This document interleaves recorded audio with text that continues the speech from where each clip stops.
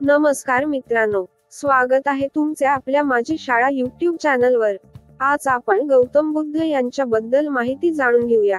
गौतम बुद्ध बौद्ध धर्माचे प्रवर्तक, करुणेचे, अहिंसेचे आणि आत्मज्ञानाच्या मार्गाचे मार्गदर्शक।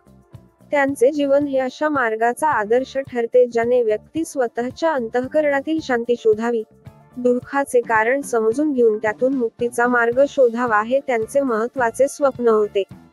जन्म आणि बाल्य। गौतम बुद्ध यांचा जन्म इ.स. पूर्व 563 साली लुंबिनी, सध्याचे नेपाळ येथे झाला, शाक्य गणराजाच्या राजघराण्यात। त्यांचे वडील होते राजा शुद्धोधन, माता महामाया देवी। जन्मानंतर त्यांची आई काही दिवसांनी निधन पावली आणि त्याचे संगोपन त्यांची सावत्र आई महाप्रजापती गौतमी यांनी केले। बालपण तसेच राजपरिवारात तीर्थ, ऐश्वर्य आणि सुखसोयी होती, परंतु सिद्धार्थ लहानपणापासूनच जगातील दुःख, वृद्धत्व, रोग आणि मृत्यूचे दर्शन झाले तेव्हा मनात प्रश्नांची उणीव निर्माण झाली। परिवर्तन आणि तपस्या। सिद्धार्थला त्यांच्या सभोवतालच्या जीवनातील दुःखी अवस्थांचे दर्शन झाले, वृद्ध माणूस, रोगी, मृतदेह आणि संन्यासी। हे दृश्य त्यांच्यावर खोल प्रभाव पाडत त्यांना हे जाणवले की संसार दुःखांनी भरलेला आहे। त्यानंतर त्यांनी राजपाट, वैभव, कौटुंबिक सुख सोडून संन्यास स्वीकारला। अनेक गुरूंकडे जाऊन त्यांनी तपस्या केली, साधने केली, पण ती तपस्या त्यांना तात्काळ समाधानी करू शकली नाही। अखेर त्यांनी बोधी वृक्षाखाली ध्यानस्थ होऊन पूर्ण ज्ञान प्राप्त केले। बोधी आणि बुद्ध अर्थात जागृत हे नाव मिळविले त्यांना सत्याचे दर्शन झाले। उपदेश आणि शिकवण। गौतम बुद्ध यांची शिकवण काही मुख्य तत्वांवर आधारित आहे। 1. 4 आर्य सत्ये। चत्वारी आर्य सत्यानी। दुःख जीवन दुःखाला बरीच अशी आहे। दुःखाचे कारण। दुःख समुदय हे इच्छा, तृष्णा, आसक्ती, मोह हे दुःखाचे मूळ कारण आहेत। दुःख निरोध या तृष्णेला समाप्त केल्यास दुःखाचा नाश होतो। दुःख निरोधगामिनी प्रतिपदा मार्ग, अष्टांगिक मार्ग।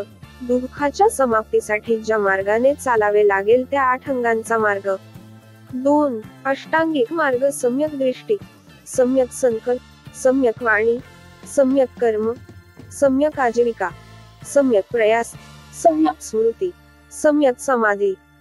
हे मार्ग व्यक्ती आपल्या वर्तन, विचार, आवडीनिवडींमध्ये संतुलन आणू शकतात।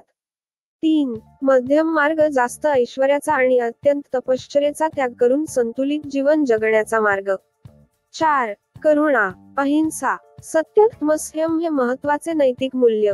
संघस्थापना आणि धर्माचा प्रसार। ज्ञानप्राप्तीनंतर बुद्धांनी सारनाथ येथे पहिले प्रवचन दिले, ज्याला धम्मचक्र प्रवर्तन म्हणतात।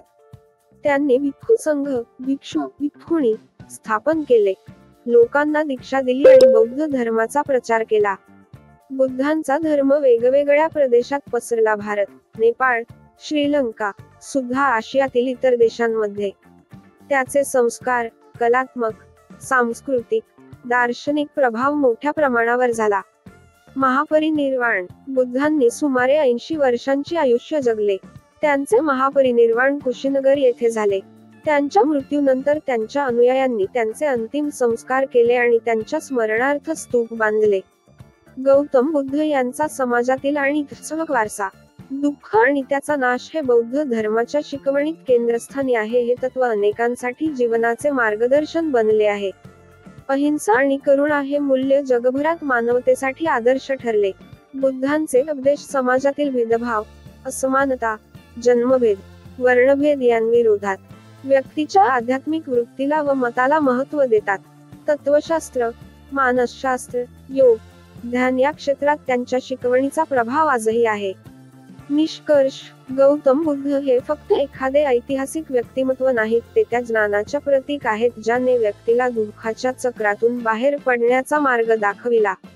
त्यांच्या जीवनाचे 3 महत्त्वाचे बिंदू आहेत। 1. आत्मज्ञानाची शोध, स्वतःचा अंतःकरण तपासून दुःखाचे मूळ समजून घेणे। 2. उपाय मार्ग, अष्टांगिक मार्ग। 4 आर्य सत्ये, मध्यम मार्ग। 3. समाजासाठी संदेश, अहिंसा, करुणा, न्याय, समता। जर प्रत्येकाने त्यांच्या शिकवणींचे अनुसरण केले तर त्यांचा मानस, अंतःशांतीचा अनुभव आणि जगातील सर्व जीवांचा सन्मान होऊ शकेल।